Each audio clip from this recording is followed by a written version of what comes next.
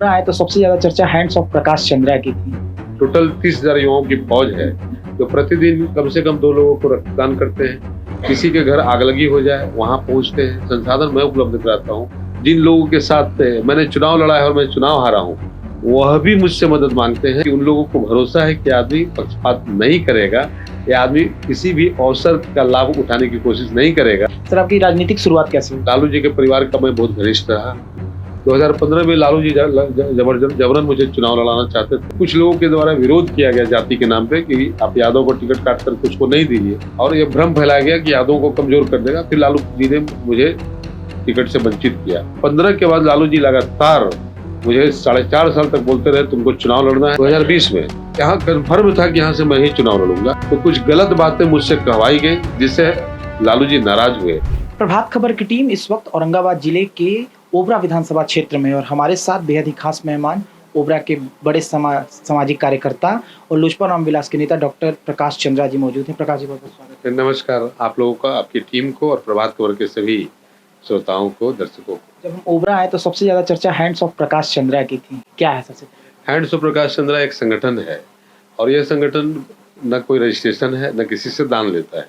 यह युवाओं का संगठन है। ऐसे युवा जो पहले बेकार के कामों में इधर से उधर उलझे रहते थे, या उनके पास कोई रचनात्मक कार्य न होने के कारण इधर से उधर भटकते रहते थे, ऐसे युवाओं को मैंने जोड़ा है और उनको रचनात्मक कार्यों के साथ जोड़ दिया है। अब वो समाज सेवा करते हैं, वो रक्तदान करते हैं, उनका फोटो छपता है आपके प्रभात खबर में या अन्य अखबारों में भी, और उनको हम लोग सोशल मीडिया के द्वारा प्रचारित करते हैं। इससे उनको मोटिवेशन मिलता है और उनको देख करके अन्य युवा भी जुड़ते हैं हमारे साथ। अभी हैंड्स ऑफ प्रकाश चंद्रा के 23,000 युवा औरंगाबाद ये सिर्फ ओबरा विधानसभा क्षेत्र में है, 7,000 बाकी के औरंगाबाद जिले से हैं। टोटल 30,000 युवाओं की फौज है जो प्रतिदिन कम से कम 2 लोगों को रक्तदान करते हैं। किसी के घर आगलगी हो जाए वहाँ पहुँचते हैं, संसाधन मैं उपलब्ध कराता हूँ। वो मैं युवाओं को अवसर देता हूँ कि आप लेकर के जाएं, आप अपनी पहचान बनाएं। वो उनके घरों तक जा कर के उनकी सेवा करते हैं, अगलगी भी उनकी सहायता करते हैं, तिरपाल, बाल्टी, कपड़ा, राशन। उसी तरह किसी भी निर्धन के यहाँ मृत्यु हो जाए, यह अगर आप दर देखेंगे, मेरे पास रिकॉर्ड है, तो प्रतिदिन लगभग 2 लोगों को राहत सामग्री पहुंचाई जाती है, जिसमें खाद्यान्न, तेल, रिफाइन, न्यूट्रीला, आलू सब कुछ होता है, ताकि ऐसे गरीब परिवार जो अपने परिवार वालों का श्राद्ध करने में थोड़े असमर्थ है या संकटग्रस्त महसूस करते हो, तो हम उनकी थोड़ी सी सहायता कर पाते हैं। और युवाओं को भी रचनात्मक कार्यों के साथ जोड़ना, इस उनको उनके जीवन को प्रेरक बनाना, यह भी हमारा उद्देश्य होता है। जब हम चौराहे पे चर्चा कर रहे थे तो एक और चर्चा थी कि प्रकाश जी पार्टी आधारित लोगों की मदद नहीं करते, वो सबकी मदद करते हैं। नहीं, पार्टी एक प्लेटफार्म है। मैं हमेशा यह बात बोलता हूँ, आप एक बड़े प्लेटफार्म को जाते हैं ताकि उस प्लेटफार्म से मैं ज़्यादा से ज़्यादा लोगों तक पहुँच सकूँ, उसके कार्यकर्ताओं की सेवाओं को साथ में लेते हुए ज़्यादा से ज़्यादा लोगों की सहायता कर सकें, उनके साथ जुड़ सकें। लेकिन बाद में क्या होता है कि हम हो जाते हैं दलीय छुआछूत का शिकार। लोग चाहते हैं कि अगर वो भाजपा है तो आप उससे दूरी रखो, राजद है दूरी रखो, जदयू है दूरी रखो। अभी हमारे गठबंधन में नहीं है, अभी हमारे गठबंधन में है। जब गठबंधन में है तो उसकी जय बोलो, जब नहीं है तो उसके बारे में खराब बातें बोलो। ये मेरे से नहीं होता। मैं सामाजिक कार्यों के लिए बना हूँ, और मैं समझता हूँ कि राजनीति में आना एक समाज सेवा के लिए मेरे लिए ज़रूरी था। मैं तब आया। मैं लोगों की सेवा करना चाहता हूँ, मैं दलीय छुआछूत का शिकार नहीं हूँ। और मेरे पास मेरे विपक्षी लोग भी आते हैं, इवन जिनसे मैं चुनाव हारा हूँ, अगर वो भी आते हैं, मैं उनकी भी उतनी ही सहृदयता के साथ मदद करता हूँ। और यह आप मेरे विश्वसनीयता को और मजबूत बनाता है कि जिनके साथ मेरा कभी किसी बात को लेकर गहरा मतभेद था, जिन लोगों के साथ मैंने चुनाव लड़ा है और मैं चुनाव हारा हूँ, वह भी मुझसे मदद मांगते हैं। यह बताता है कि उन लोगों को भरोसा है कि आदमी पक्षपात नहीं करेगा, या आदमी किसी भी अवसर का लाभ उठाने की कोशिश नहीं करेगा।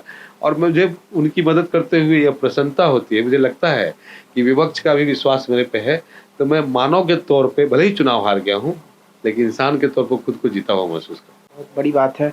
सर, आपकी राजनीतिक शुरुआत कैसे हुई? राजनीति में मैं पिछले 25 वर्षों से हूँ। लालू जी के परिवार का मैं बहुत घनिष्ठ रहा, उनके साथ रहा, उनके परिवार के साथ मेरा संबंध बहुत अच्छा रहा है। कभी राजनीति में आने की हमारी इच्छा नहीं थी, समाज सेवा मैं करता था। 2015 में लालू जी जबरन मुझे चुनाव लड़ाना चाहते थे। फिर कुछ लोगों के द्वारा विरोध किया गया जाति के नाम पे कि आप यादव को टिकट काट कर कुछ को नहीं दीजिए, और ये भ्रम फैलाया गया कि यादवों को कमज़ोर कर देगा। फिर लालू जी ने मुझे टिकट से वंचित किया। मैं खुश था क्योंकि मैं अपने किरदार से खुश था। तो राजनीति की उतनी लालसा नहीं थी, लेकिन 15 के बाद लालू जी लगातार मुझे 4.5 साल तक बोलते रहे तुमको चुनाव लड़ना है। और जो भी इस क्षेत्र से लोग टिकट मांगना भूल गए थे इस क्षेत्र से।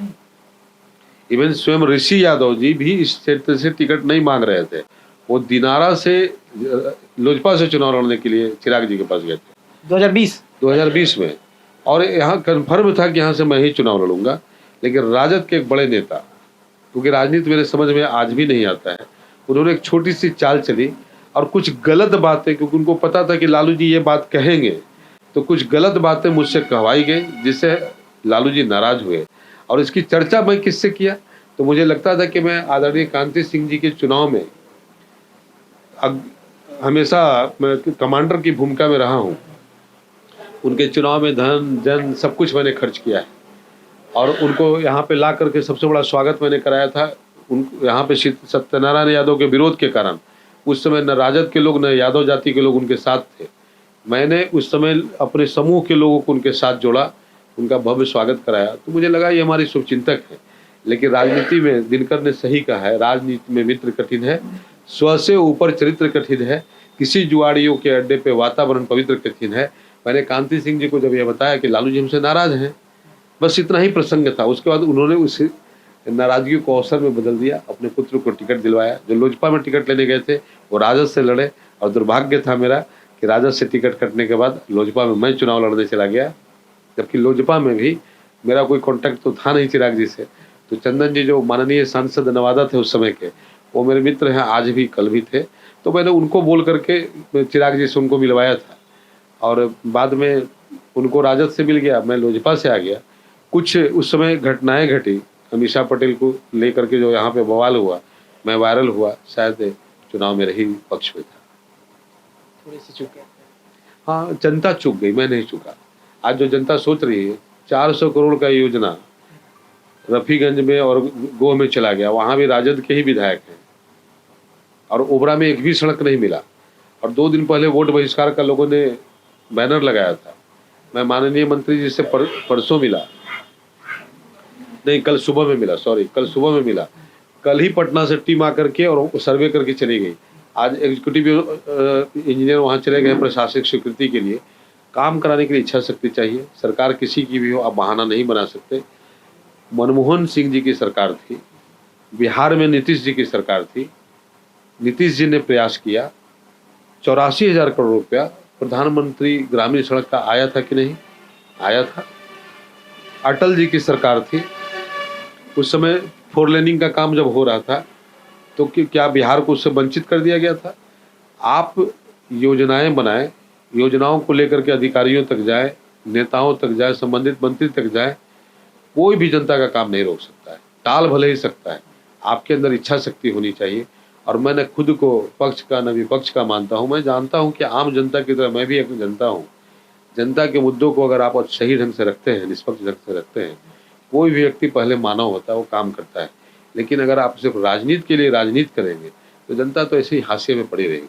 लालू जी के साथ आपने काम किया है, तेजस्वी जी को कैसे देखते हैं? तेजस्वी जी युवा हैं, उनके भी फॉलोअर्स हैं यहाँ पे, लेकिन चिराग जी ज़्यादा दमदार हैं। अगर बिहार के रूप में के मुख्यमंत्री के रूप में वो लोगों की पहली पसंद है। चिराग जी अलग बात है कि चूंकि गठबंधन का धर्म है और एनडीए गठबंधन ने नीतीश कुमार जी को अपना नेता माना है, चिराग जी ने भी उन्हें अपना नेता माना है, तो हम लोग नीतीश जी के साथ हैं। लेकिन बिहार के युवा भी चिराग जी की तरफ अपलक नज़रों से देखते हैं। उनकी कार्यशैली, भाषा पे पकड़, सधे हुए बातों को कहना और बिहार के बारे में सोचना, बिहारियों के पलायन के बारे में सोचना। आज सीता माता का मंदिर जो बन रहा है, चिराग जी 2020 की सभा में इसी मेरे मंच से बोले थे कि अगर अयोध्या में राम मंदिर बन सकता है तो भैया बिहार के पुनौरा में सीता जी का मंदिर क्यों नहीं बन सकता है।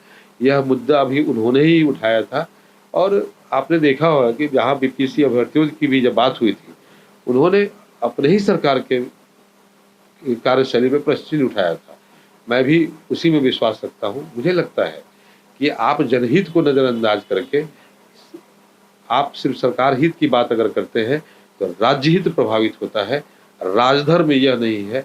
आदरणीय अटल बिहारी वाजपेयी ने भी अपने लोगों को राजधर्म की शिक्षा दी थी, जवाहरलाल नेहरू को, तो हम लोग उस परंपरा के लोग हैं।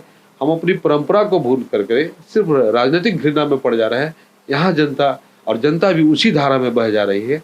आज भी जनता अगर जाति पाति को त्याग दे और विकास पे लोगों का इवैल्यूएशन करे, तो हमको लगता है कि विकास कहीं छूटेगा ही नहीं। हर क्षेत्रवार आपको कर्मठ लोगों को चुनना चाहिए। आप इसकी परवाह नहीं करिए कि किस पार्टी की सरकार कहाँ बनेगी। आप पहले अपने घर को दुरुस्त करिए, बाहर तो स्वतः दुरुस्त हो जाएगा।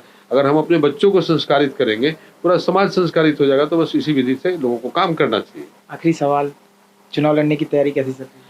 चुनाव हर हाल में लड़ूंगा। लोजपा रामविलास की मजबूत दावेदारी है इस सीट पे।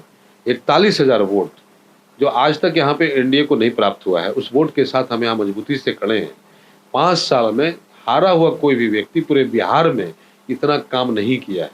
लोग राजनीति करते हैं, मैंने काम किया है, लोगों की सेवा की है। लोगों को चुनाव का बिगुल फूके जाने के बाद गांव-गांव घूमते नजर आएंगे, लेकिन हैंड्स ऑफ प्रकाश चंद्रा की टीम और प्रकाश चंद्रा हर घर के दरवाजे को खटखटा चुका है, नॉक कर चुका है। हम लोगों के दिल में रहते हैं। उनकी आकांक्षा है कि इस बार ओबरा में बदलाव हो, और यह होगा, यह हो के रहेगा। आगामी विधानसभा चुनाव के लिए ढेर सारी आपको शुभकामनाएं। तो ये थे हमारे साथ प्रकाश जी, जिन्होंने तमाम बातों को बारीकियों से रखा और हैंड्स ऑफ प्रकाश चंद्रा के बारे में भी हमारे साथ जानकारी साझा की। वीडियो जर्नलिस्ट साहिल के साथ आयुष राज द्विवेदी, ओबरा, प्रभात खबर। प्रभातखबर.com, विश्वास वही, रफ्तार नहीं।